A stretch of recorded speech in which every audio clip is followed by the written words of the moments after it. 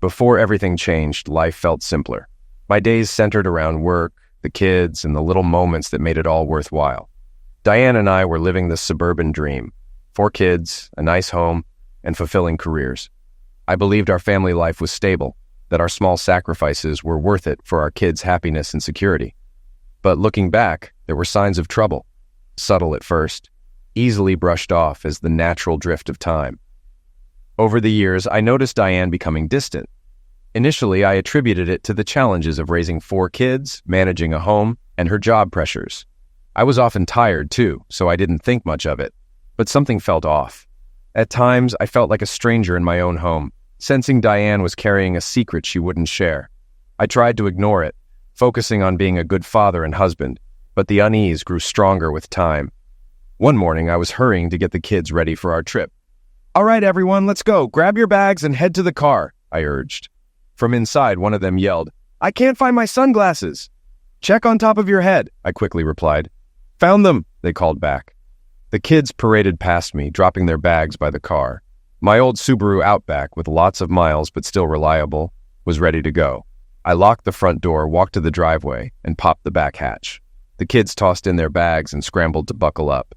After organizing the luggage, I got in the driver's seat and started my pre-trip checklist. "Is everyone here? Andrea? Keith? Laura? Brittany?" I called out, getting a chorus of "here" from all 4. I ran through the packing list.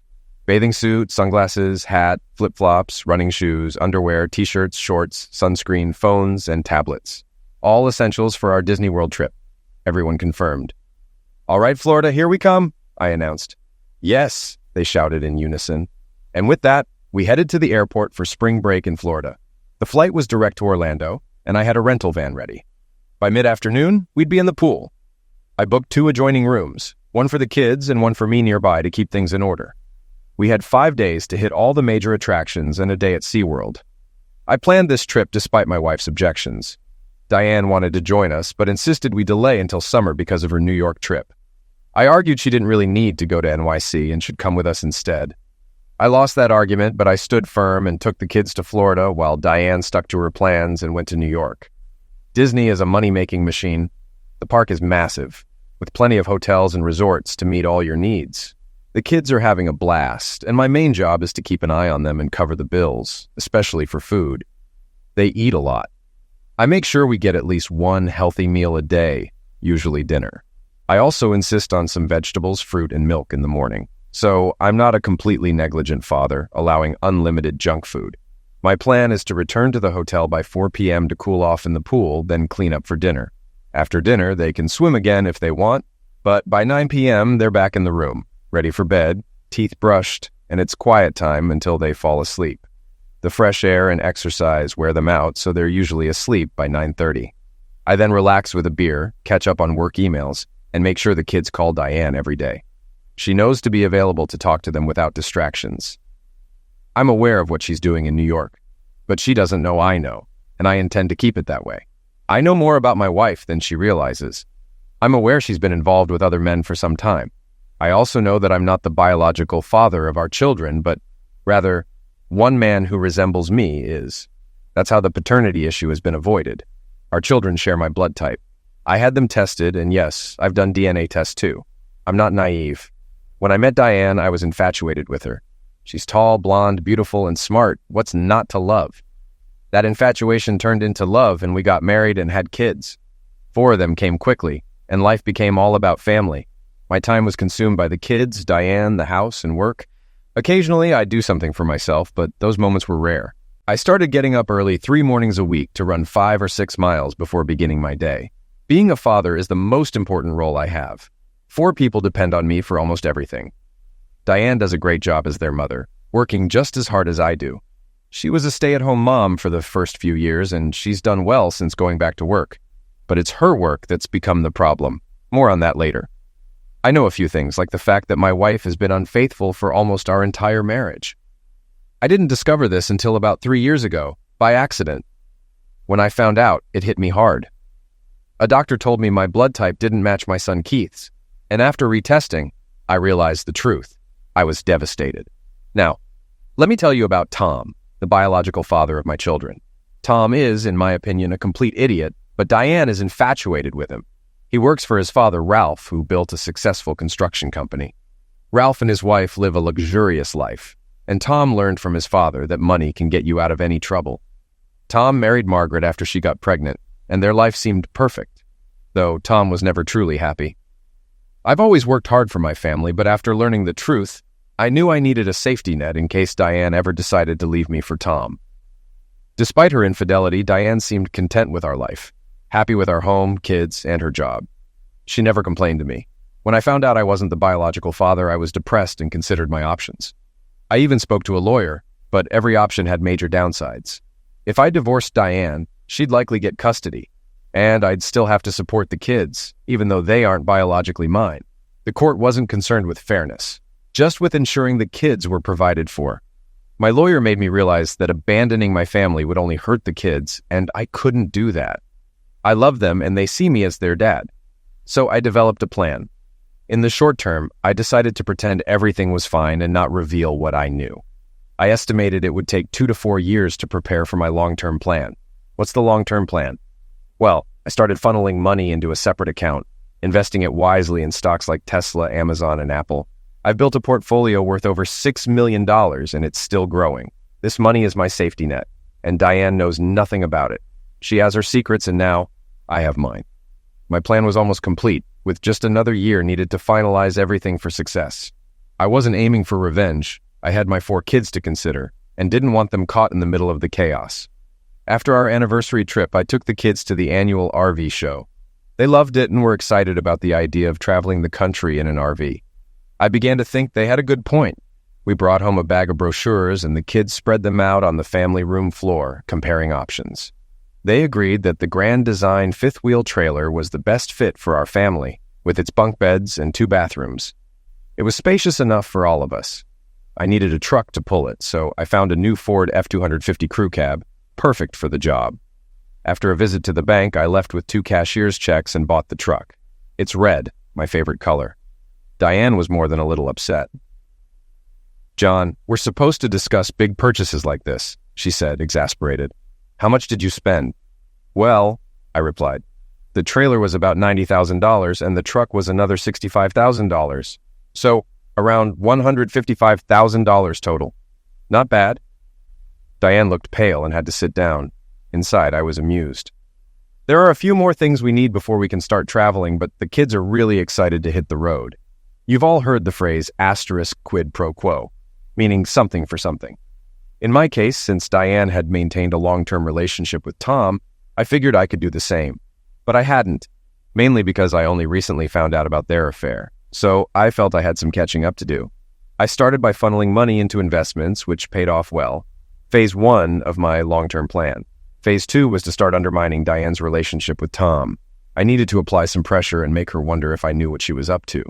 The trailer and truck idea came from the kids wanting to travel, so I used it to see if Diane would go along with it or resist. Buying them before telling her was a subtle jab, but she deserved it. When I pulled into the driveway with the truck and trailer, the kids were ecstatic. We set up the trailer, extended the slides, and the kids eagerly started organizing their bunks. They insisted on sleeping in the trailer that night, so I told Diane we should do the same to test it out. She stayed with me, but I knew it was due to pressure, from the kids and from me. We'll see how things unfold. The travel trailer and truck were fantastic. The kids were thrilled all weekend, running around the park, riding bikes, hiking, swimming, and making new friends.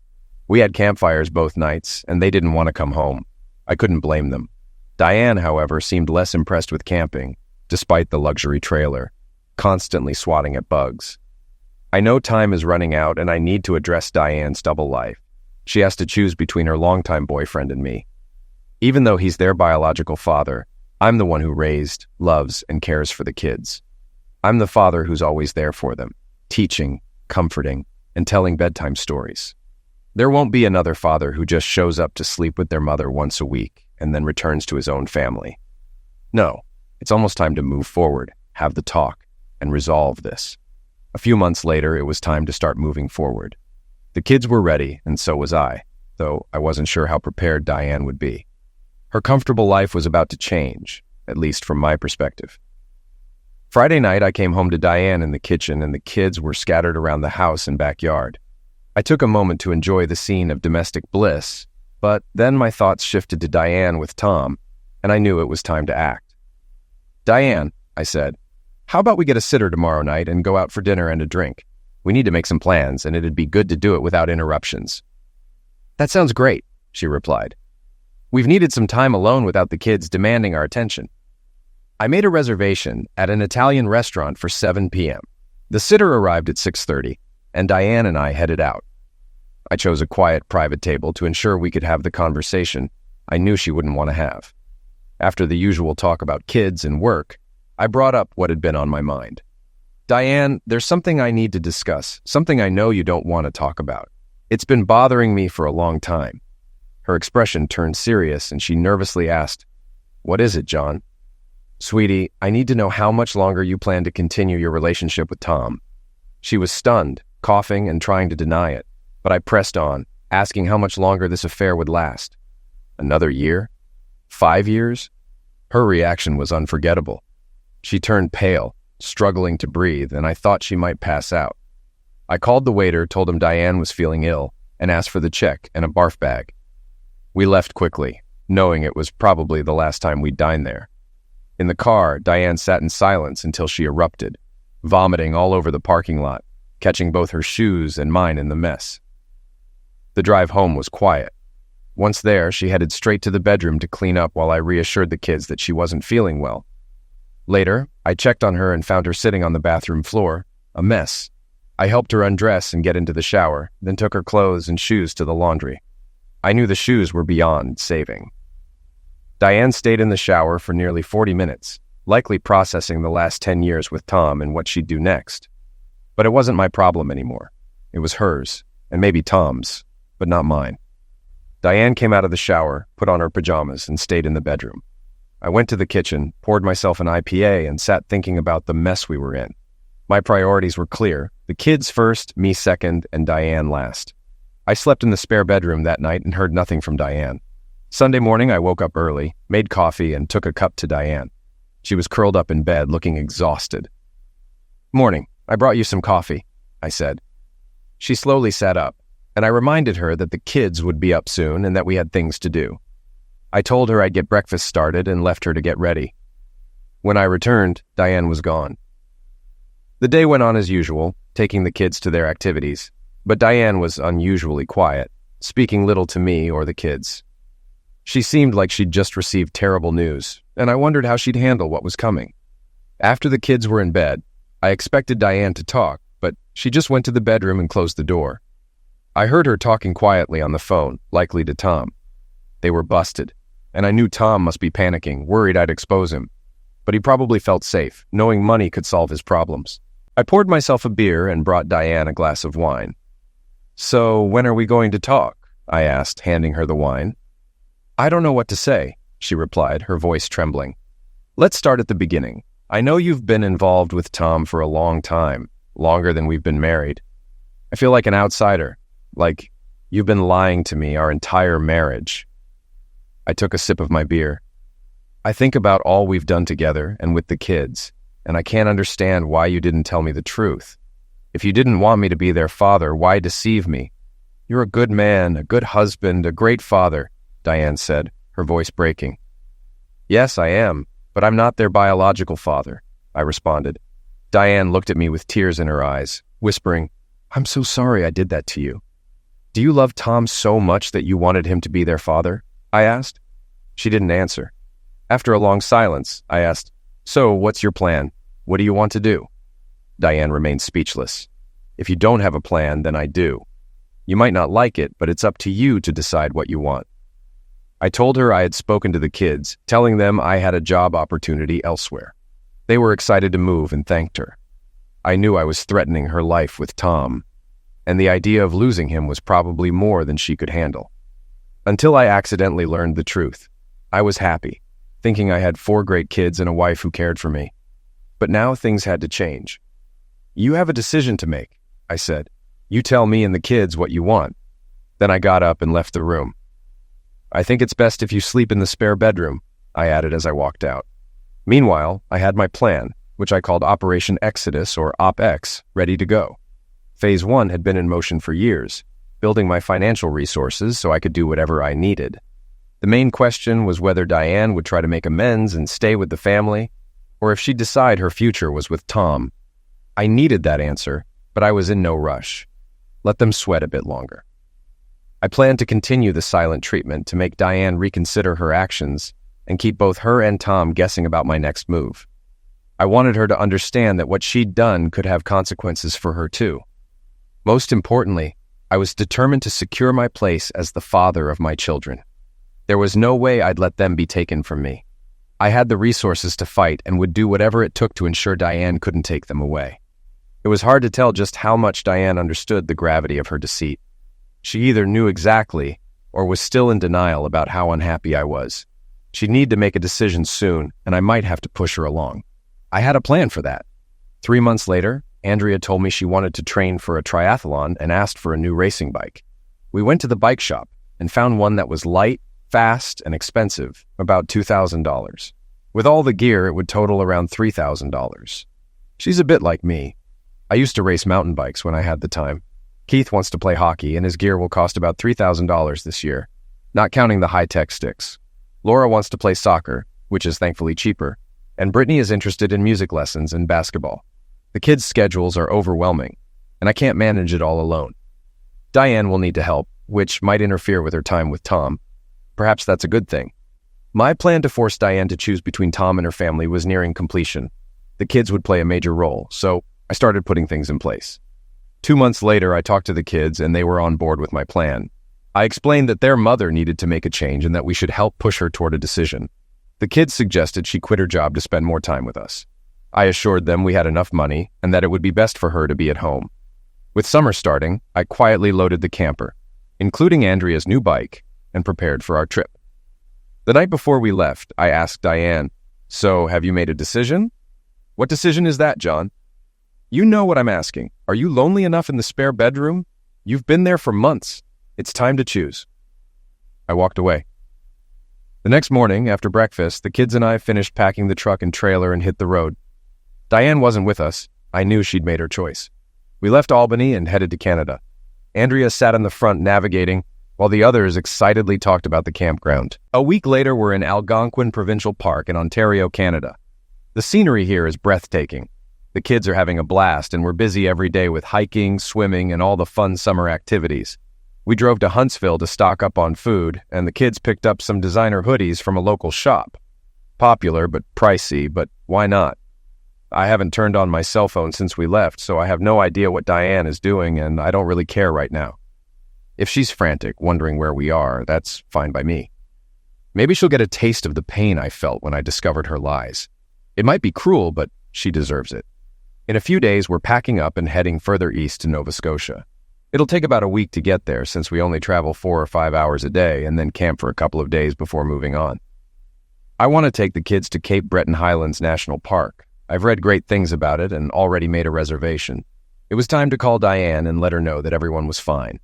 I had Andrea use my phone to make the call, timing it for when Diane would usually be with Tom. My intention was to disrupt things and remind her that her secret was out. Andrea dialed, and after 2 rings, Diane picked up. "John, is that you?" Diane asked, her voice uncertain. "Hi, Mom, it's me," Andrea replied. "Andrea, oh my God, sweetie, are you and your siblings okay? Where are you?" Diane's voice was full of concern. "We're great, Mom," Andrea reassured her. "We're having a blast.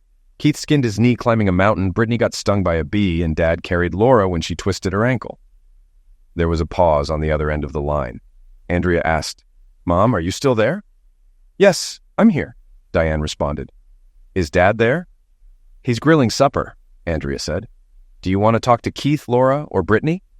"Yes, please. Put them on," Diane requested. The kids each took turns telling their mom about our adventures. Eventually, Brittany handed the phone to me. I took a deep breath and spoke. "So, Diane, how are you?" I asked, my voice steady. "Why did you take the kids away?" Diane's voice was pleading. "Please come home. Please bring my children back.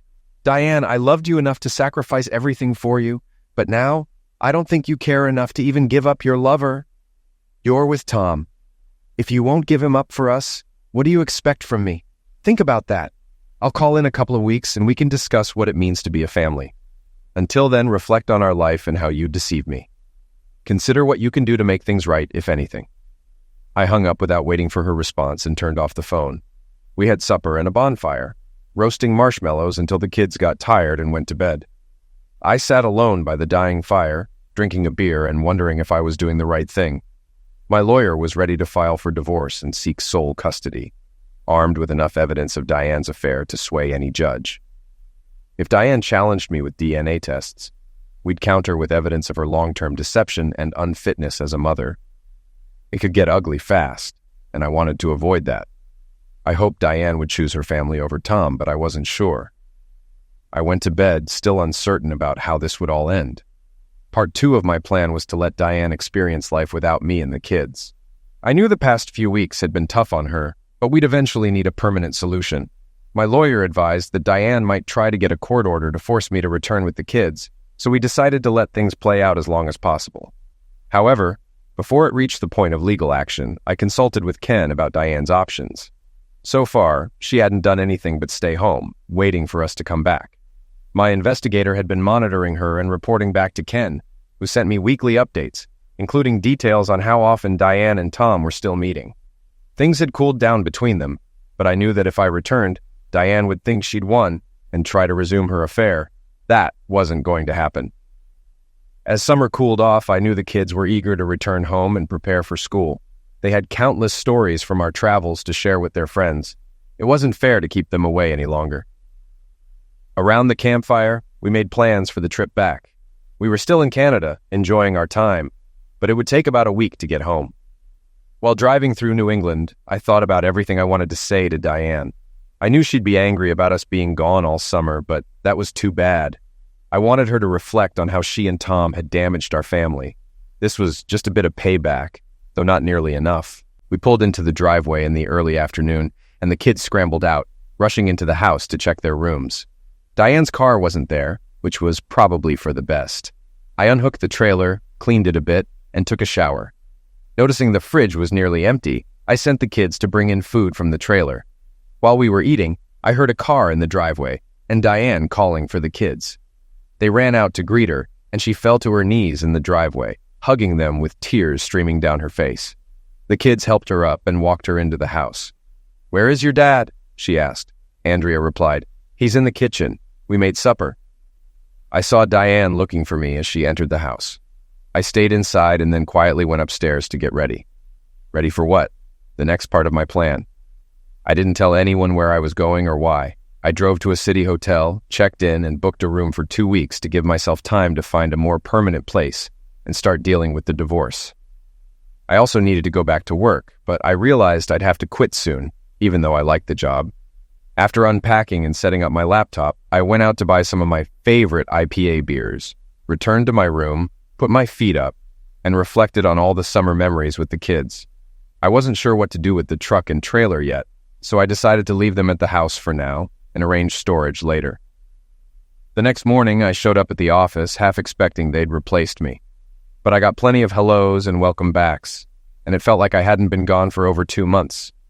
My boss came by looking envious, almost like he wished he'd had a 2-month break. I mentioned considering a big change while traveling over the summer. Naturally, he wanted details, so I floated the idea of working as an independent subcontractor for the company, handling project work. We planned to discuss specifics next week, but I knew I could always just quit and start fresh somewhere else if needed. All summer, I funded our travels with money from my secret accounts, not touching our family accounts or credit cards, so Diane couldn't track us. My meeting with Ken went well. The divorce paperwork was nearly ready. I knew no court would grant me custody since I wasn't the biological father, and I expected to pay child support for a while. I'd come to terms with not seeing the kids much in the future. I'm not 40 yet, so I figured there was still time to start a new family. I told Ken to serve the papers to Diane at home, sparing her any public embarrassment. And that's exactly what happened. Ken called to say Diane's lawyer wanted me to meet with her before she'd agree to sign anything. Damn. I was hoping to avoid another session where Diane professes her love but won't give up Tom. Ken suggested that talking to her might speed things up, so I agreed to do it that night. I called Diane and arranged to come over after the kids were in bed.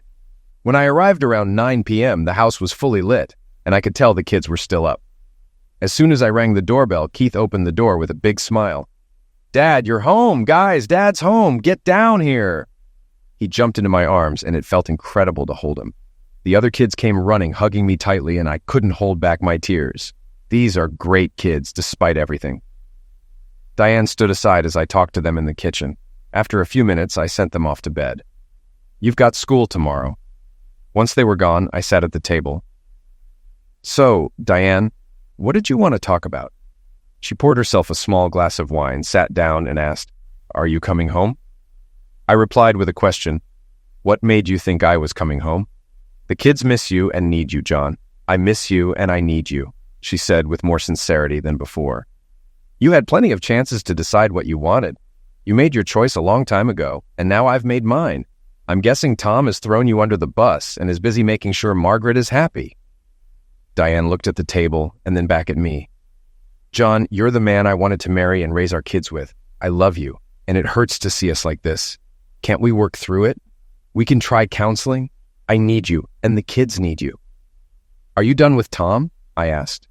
"Yes, I'm done with him," she said emphatically. "Are you still working for the company?" "I quit my job and am looking for a new one." That was the first good sign in all of this.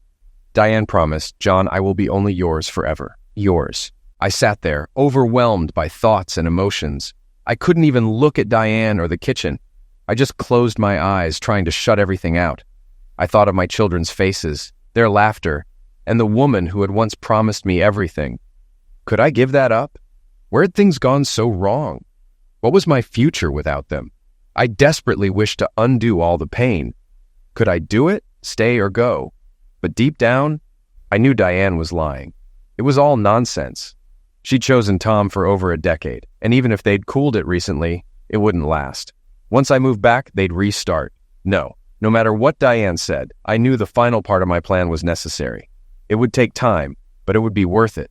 10 years of lies, what's that worth? So yeah, I moved back home. The kids were thrilled, and Diane seemed happy too. She went into overdrive with domestic duties, trying to show what a great mother and wife she could be. Yeah, some might think I'm weak for going back to Diane after knowing she's been with Tom since before we met. But think again. What wins the battle? Planning and patience. I knew deep down that Diane couldn't change. She'd taken breaks from Tom before, like when the kids were born, but always returned to him. So what would be different now? Nothing. I knew she'd wait until she thought I trusted her, then quietly resume her affair with Tom. So I waited, gathering the evidence I needed to end this sham of a marriage. I met with my lawyer and the investigator, and after another payment, the work continued. I just needed to let nature take its course. And as expected, Diane and Tom picked up right where they left off in just a few months. No time at all for a patient man with a plan. Diane took a couple of months off, then found a part-time job, which was really just an excuse to meet Tom. My second meeting with the investigator confirmed they were back to using his hideaway, spending parts of 2 afternoons a week together. I knew she couldn't stay away from him. It was almost laughable when I got home from work and saw her overly cheerful demeanor, compensating for her guilt after an afternoon with Tom. Time marched on, and I waited for the right moment to kick my plan into high gear. Meanwhile, I made a point of having sex with Diane almost every night, except on the days I knew she was with Tom. On those days, I was extra nice, the attentive husband. I took her out for dinner, did things as a family, bought her flowers and small gifts, and complimented her on her parenting. I wanted to lull her into a false sense of security, to make her believe she had won. I wanted Diane to see what she had thrown away, to fully grasp the mess she and Tom had created. I wanted her to remember the summer I took the kids to Canada as just a taste of her new life. She could have Tom all she wanted. I wouldn't care anymore. I reminded myself to be patient, to wait, and then to act. June, end of the school year. My meeting with the lawyer and investigator is done. They've prepared all the documents for Diane and Tom. I set a date for the server to deliver the papers at my house. I told Diane and the kids we'd be leaving the day after school ended. The trailer was packed with food and everything we'd need, and I told the kids to get their things ready for the trip. D-Day.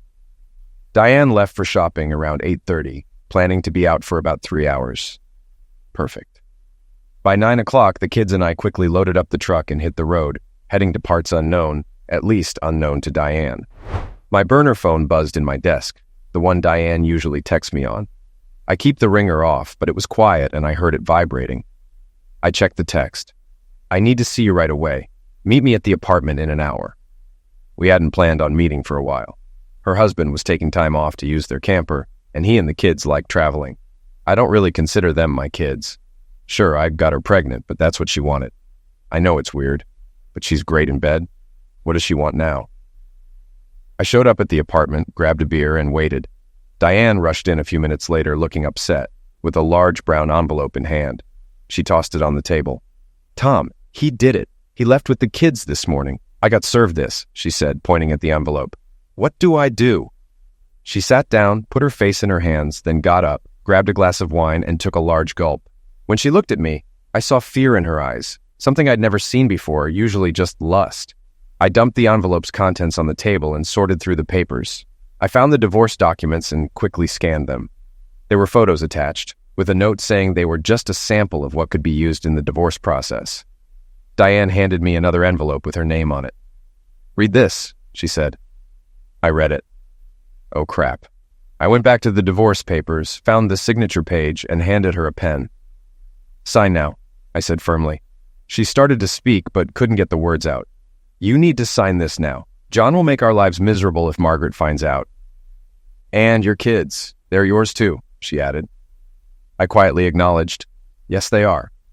I took a big drink of beer, realizing there was only one way out of this mess. "Sign the papers, Diane. If Margaret finds out, my life will be ruined.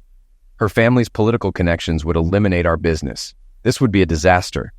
I like my big house and the connections we have. We need to salvage what we can." I handed her the pen. "John has won. We need to move on." My interest in Diane was fading fast. I liked having a married woman at my beck and call, and getting her pregnant was a thrill. But now she was becoming a liability. I had to make sure this didn't go any further. Diane looked worn out, but she took the pen, signed the 4 spots, and collapsed back into the chair. On the road again. I know. Cliché, right? The kids are having a blast as we head west. When we left Albany, the truck was quiet that first day. We drove west, aiming to put some distance between us and Albany before stopping. I had reserved a spot at an RV park, and we arrived just before supper.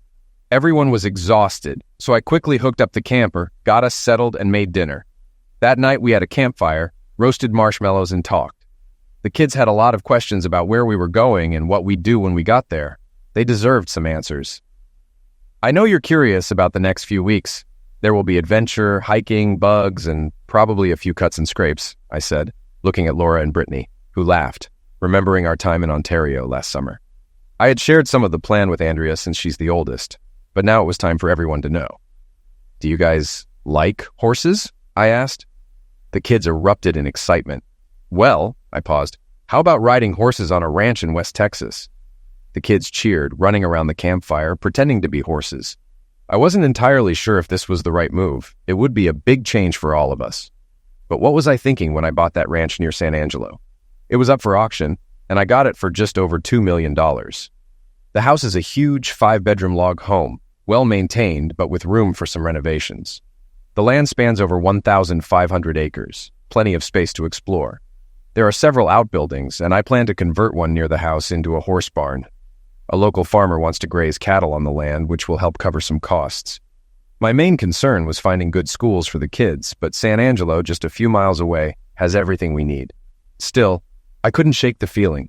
West Texas? What was I thinking? 3 months later, we arrived in San Angelo in late July, after a slow, indirect journey from Albany to avoid Diane. I needn't have worried. My lawyer reported that Diane signed the divorce papers without issue. She even had her lawyer review the package I put together, which included the house, all the furniture, our bank accounts, both cars, and enough money to maintain the house for a year. The house was worth about $600,000, with a $150,000 mortgage. Diane could sell it and walk away with nearly $450,000. The car I left her, a VW Passat, would last a while. I took the Subaru and the trailer. We packed only what we needed, knowing we'd get new things in Texas. The divorce settlement also included certified DNA tests, confirming that I wasn't the kid's biological father. I even compelled Tom to submit his DNA for comparison. My top priority was securing sole custody of the kids with no visitation rights for Diane.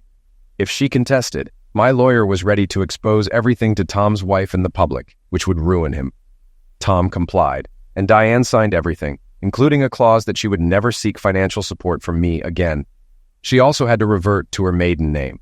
This chapter of my life was officially closed. The kids and I were ready to start fresh. So here I am, not yet 40, with 4 kids between 7 and 12, owning a ranch in West Texas, and $7 million in the bank. What do I do? Whatever I want. We moved into the ranch, got everything set up before school started, and the kids were great. They helped with everything, making this place feel like home. The biggest day came when we went to a horse ranch for riding lessons. The kids were so excited they couldn't contain themselves. The instructor, Naomi, was every bit the country girl. Check shirt, tight jeans, cowboy boots, and a white hat. She's also a veterinarian and a barrel racer, something I knew nothing about but was eager to learn. The first riding lesson was fun and a bit awkward. Fun for the kids and awkward for me because I'd never been on a horse. Naomi picked gentle, well-trained horses for the kids, wanting them to get comfortable before progressing. Then she turned to me. "Okay, John, let's meet your horse," she said. "Me? No, I'm thinking of getting a quad to drive around instead," I protested. She gave me a stern look.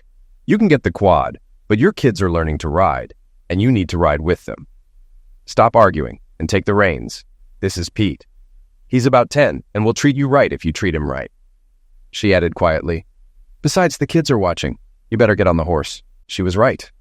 I climbed on, feeling out of place in my hiking boots, jeans, and windbreaker. Afterward, Naomi suggested we get proper riding gear for the kids and offered to help us shop.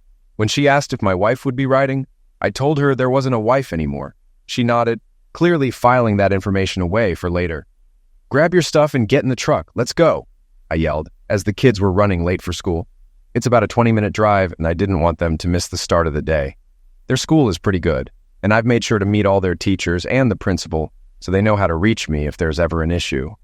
I converted the old weapon room into a study area and library for them, complete with new bookshelves, desks, computers, tablets, and a business-grade printer.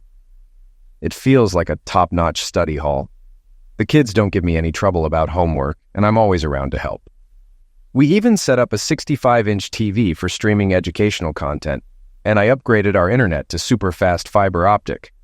In the evenings, I'm busy driving the kids to their activities, but their favorite is horseback riding. While they're in school, I've been learning to ride myself. I spend an hour or two at the stables, and I'm getting more comfortable in the saddle. Even Pete, the horse, seems to notice. One day, Naomi, who was at the ranch to vaccinate some horses, saw me riding back. "Look at you, getting all confident on horseback," she said with a smile. "Thanks, but Pete here does most of the work," I replied. Naomi asked, "Have you decided when you're getting your own horses?" "I'm almost ready. Just need to finish up the barn, maybe in 2 or 3 weeks. The kids are eager, but I want the barn to be fully prepared." "When you're ready, would you like my help finding the right horses for the kids? And I assume you'll be getting one too?" I smiled. "I'd love your help. The kids would be thrilled. Maybe we could discuss it over dinner or a drink." "I'd like that. How about this weekend?" "Perfect." I was excited. It wasn't exactly a date, but it would be my first time out with a woman since Diane. We made plans, and Naomi went back to work. The kids teased me about my evening with Naomi. I picked her up in my freshly washed and clean truck. She wanted something different from the usual Texas barbecue, so we went to an Italian restaurant known for its good food and wine. I was nervous when I rang her doorbell, but when she answered, I was stunned. She was in a dress, her hair down, and she looked beautiful. "Wow." I told her she looked lovely and opened the truck door for her. My mom taught me good manners. After some initial awkwardness, we got drinks and started talking. We talked, ate, and talked some more. I limited myself to 1 drink since I was driving, but Naomi had a bit more, still keeping her composure. At the end of the night, I got a kiss on the cheek and a "thanks for a great evening." When I got home, I paid the neighbor for watching the kids, and then I was bombarded by 4 eager kids wanting all the details about my evening with Naomi. The barn should be finished early next week, so next weekend we'll head out with Naomi to look at some horses. John and the kids must have started early on Saturday because they picked me up around 7:30 a.m. John had a new Suburban that seats 8, and while the kids wanted me to sit with them, John insisted I take the front passenger seat. I had arranged a visit to a ranch south of town, known for selling off a number of young horses each year as part of their breeding business. The drive was short, about 30 minutes, with the kids excitedly discussing what they wanted in a horse. My role was to guide them in choosing horses they could handle. No wild stallions or overly tall ones. We spent the day looking at, talking about, and riding horses. By the end, we picked 5 that matched the riding seliminates of John and the kids. To celebrate, they invited me to their ranch for a barbecue and a tour of the new horse barn. The kids eagerly showed me around, and I was impressed by the upgrades John had made. The barn had new walls, a roof, solar power, a backup generator, a tack room, a wash stall, and ample hay storage. The LED lighting was on timers, and each stall had its own water faucet. This was a top-notch barn. After the barn tour, the kids led me to the house, which was more like a mansion than a cabin. 5 bedrooms, 6 bathrooms, a huge library, and 4 fireplaces. John modestly said, "It needs a bit of work." The barbecue was fantastic, and the kids kept me entertained with their jokes and games. After they went to bed, I took John's hand and asked him to show me the master bedroom. We brought glasses of wine, and once the door was shut and the lights dimmed, I kicked off my boots and jeans. John stood back, taking in the view, before slowly unbuttoning his shirt. What happened next was beyond anything I'd ever experienced. I was in a great mood after my time with Naomi. She's incredible. Hands down the best Zex of my life. I tried to give her my all, even though it had been months since I'd been with a woman. Let's be real. Zex with Diane was just about revenge after finding out about Tom, and it lacked any real passion. But now, this was different. It was intense and passionate. Naomi is amazing. I'm not sure yet if this is just about satisfying basic needs or something deeper, but it wouldn't take much for me to fall for her.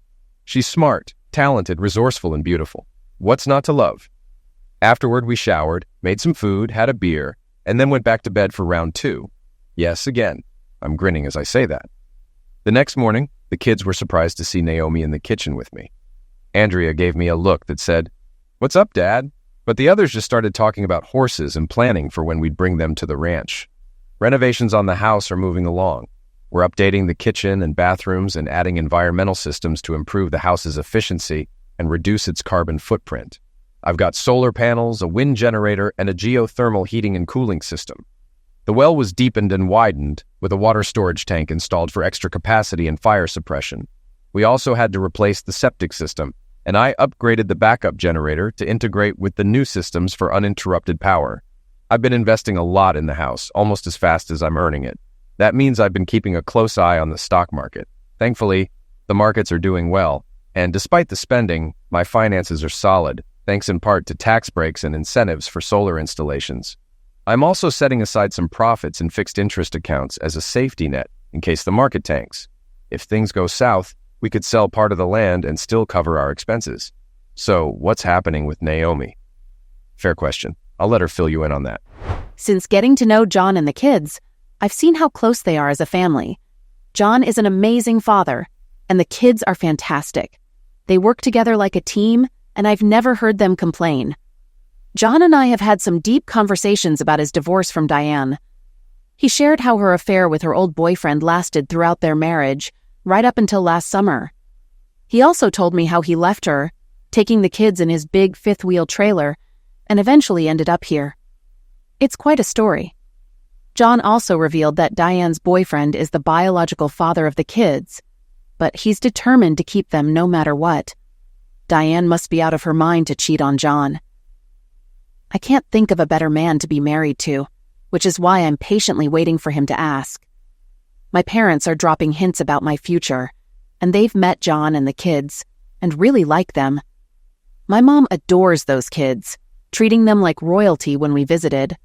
My dad has grilled John with 40 questions over beers a few times. My mom has done everything but outright ask when we're getting married. Tonight's the night I'll change my life and my children's lives forever. I'm going to ask Naomi to marry me. It's warm, and I wanted everything to be just right, so I invited Naomi's parents over for a barbecue to celebrate our new pool. I told the kids about my plan and reminded them not to assume Naomi would say yes. Marrying into a family of 5 is a big step, even though she spent days at a time with us. Living with 4 kids full-time will be a major adjustment. I was nervous. I've been down this road before, and we all know how that turned out. Some might think I'm foolish or oblivious, but I believe Diane and I were a team. Had I known the truth, my life might have been very different. But here I am now, a man with 4 kids on a ranch in West Texas, about to propose to a beautiful 32-year-old woman. It was time. The kids helped set up the patio, brought out a cooler and glasses, and played a special CD. I hid the ring box in a flower pot. I took Naomi by the hand and led her to a chair in the middle of the semicircle, with everyone behind her. I began, "You're probably wondering what I'm up to." Naomi smiled and nodded. I continued, "Since I met you, I've fallen in love with you more every day." Then I got the ring box, knelt in front of Naomi and asked, "Naomi, will you marry me?" She replied, "I was wondering when you'd ask, John Strickland." "Yes, I'd love to marry you." I placed the ring on her finger, and we kissed as her parents and the kids applauded. Just as they were about to join us, Naomi held up her hand and said, "Wait, I have something for you." She pulled out a small white plastic object from her pocket and handed it to me. I knew immediately what it was. "It's a good thing you proposed because you're going to be a father again." Holy crap. We got married and became a new family, starting with 6.5 people. Our son William was born at 7 pounds, 11 ounces, and both mother and son are doing great. I'm still on cloud 9. The ranch is thriving. We started our own small cattle herd and hired cowboys for daily tasks. Naomi's father has been a huge help in setting up the business and is here almost every day. The kids are riding more, and I'm getting more comfortable on a horse. I also got a side-by-side ATV for 4 people with a cargo box and trailer for ranch work. I started a business refurbishing and reselling pickup trucks and farm equipment, hiring 3 mechanics from a local trade school. Used equipment is in high demand since new gear is pricey, so we're filling that gap. I also launched a small construction company, hiring 2 carpenters from the community college. And we're doing smaller jobs to build our reputation. My father-in-law oversees the business with a firm hand. If demand grows, I'll add another crew.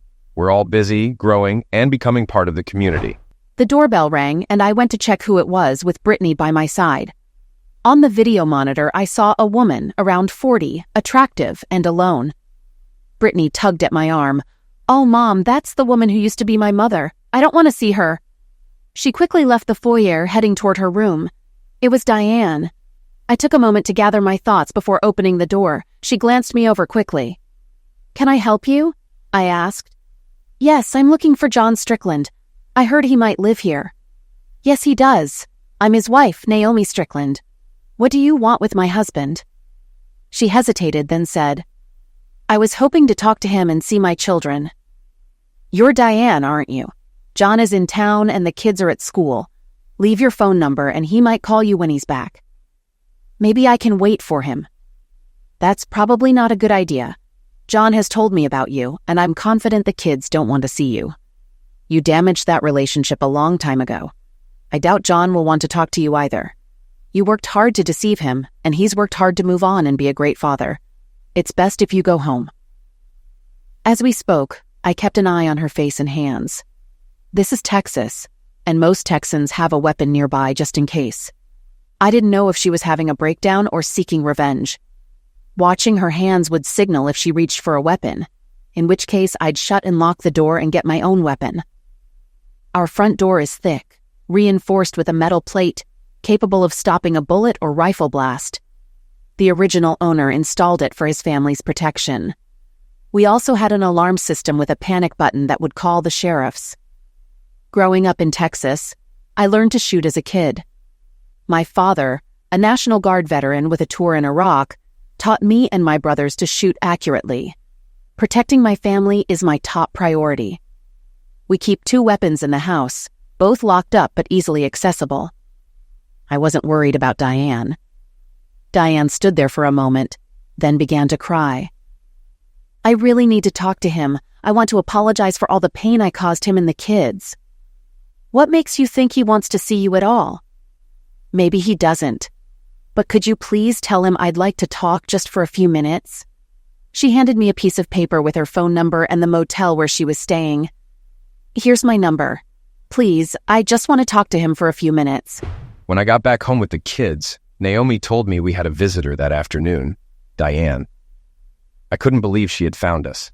I didn't want her here or anything to do with her. If she didn't understand that by now she was clearly delusional, I decided to call her mother. I hadn't spoken to any of Diane's family since before I took the kids to Canada a couple of years ago. I knew they must have been curious about what happened and where I'd gone with their grandchildren. When we left Albany, I let Diane handle explaining things to her family. I didn't care. My only concern was the safety and well-being of my kids. The call went as expected. Lots of shouting, crying, pleading, and some things Diane's mother said that angered me. She begged to see her grandkids, and it became clear she didn't know Diane had left the city to find us. She also didn't understand the extent of Diane's affair with Tom, which had lasted over a decade. Diane hadn't told her much of the truth. I asked what she planned to do, but she didn't have an answer, so I mentioned I was considering a restraining order to keep Diane away. I told her I had a new wife, a new son, and a new life, and asked her to make it clear to Diane that she needed to leave us alone. By the end of the call, I was sure I wouldn't allow Diane any contact with the kids. When they became adults, they could decide for themselves, but until then, I was firm in my decision. Naomi agreed with me. The next morning, I called my lawyer in Albany and asked him to contact Tom's lawyer, suggesting it would be in Tom's best interest to convince Diane to return to Albany and leave us alone. If Tom failed, there could be consequences. Your imagination can fill in the blanks. After the call, Naomi and I made a plan to ensure the kids wouldn't be ambushed by Diane. I was concerned Diane might be having a mental health crisis, thinking she could solve all her problems by coming to Texas. Naomi's father even brought some of his weapons over for protection, but I assured him we were well prepared, so he took most of them back home after visiting and hugging everyone, especially our son William.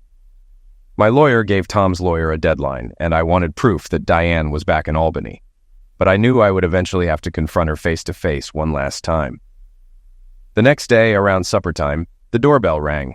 It was Diane. Naomi was right behind me, telling me the kids were in the library with the door closed so they couldn't hear what was happening. I took a deep breath and opened the door. "Hello, Diane." She looked at me and then at Naomi. "May I come in?" I held up my hand to stop her. "If you came here hoping we'd return to Albany, you've wasted your time. We're not coming back. The kids and I have a new life here, and as you can see, Naomi and I are married and have a family. I just want to see my children. That's all I'm asking." Vengeance means different things to different people, but for me, it was taking the kids and leaving Diane as payback for her decade of deceit. Moving to Texas was a way to escape the humiliation of staying in a marriage built on lies. I couldn't abandon my children, whom I loved, and who saw me as their father and protector. So any plan I made had to include them. I thought about it during our trip to Canada, and knew when we returned that I had to act. Now Diane was standing on my porch, asking to see the kids despite signing over custody to me in the divorce and agreeing to no contact. Why now?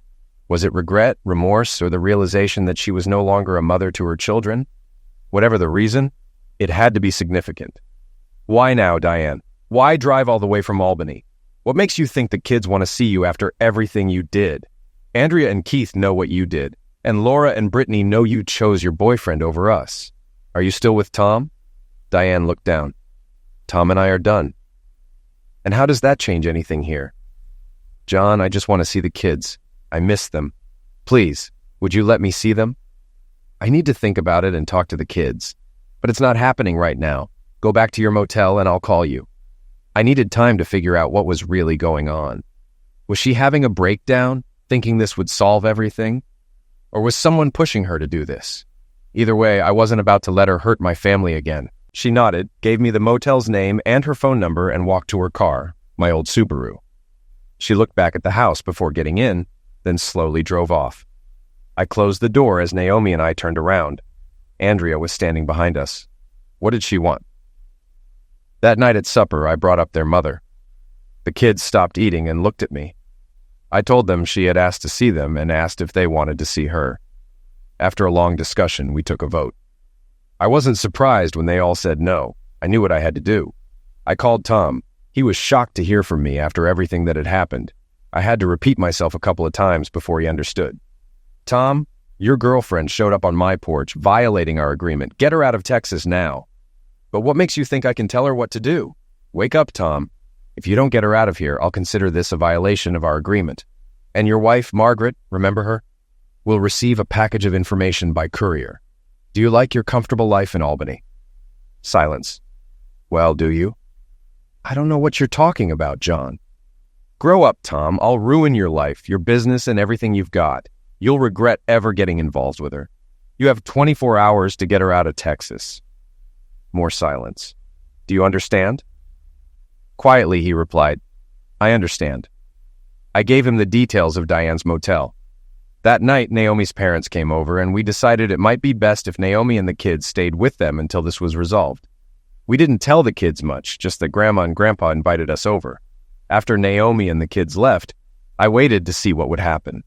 Surprisingly, not much did. Diane didn't show up again. When I visited the motel, the manager told me there had been some fuss with a woman from out east, a lawyer, and another man, but they all left shortly after. My lawyer called around midnight to say Tom's lawyer had informed him Diane was on her way back to Albany.